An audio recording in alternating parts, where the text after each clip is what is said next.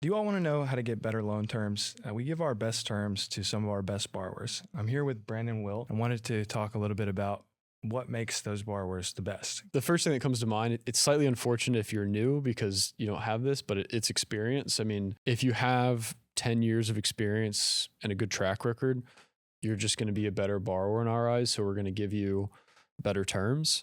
If you're new, one way to mitigate that is to partner with someone who has experience. That's the easiest way to do it, or just kind of cut your teeth on a handful of deals until you gain that experience.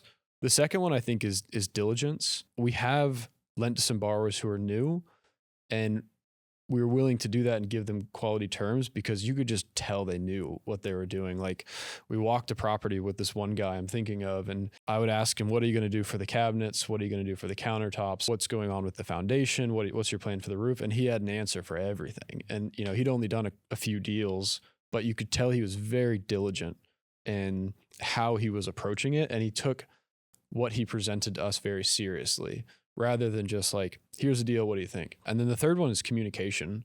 If you're calling us and you're spending time with us on the phone, if you're responding very quickly, if your communication is detailed, that really does go a long way. And the good news is the latter two things anybody can do.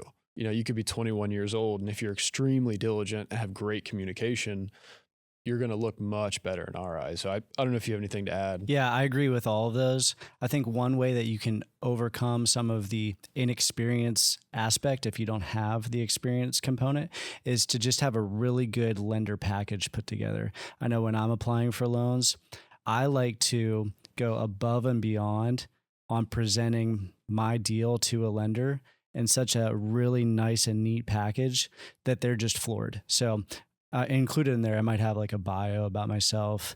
I would have renovation budgets. I would have a pro forma. I would have potentially even a Loom video of me describing the deal and what I'm going to do with it. I mean, if a borrower came to us with all of that, we would just be blown away, because a lot of our borrowers might just be like, hey, I want to buy this for this price. What do you think? And it's like, well, now we got to start asking you questions, which is fine. We can do that, and that's usually how it works. But if you came to us with just your complete package with your renovation budget and all your documents put together, it just really goes a long way. Yeah, and I'll add that we're kind of talking about before the deal is funded, but one way to really impress us and get our best terms is to have great communication after the deal is funded. Absolutely. So if we text you and say, how's the deal going? Like pictures, a detailed summary, that goes a tremendous way. It does.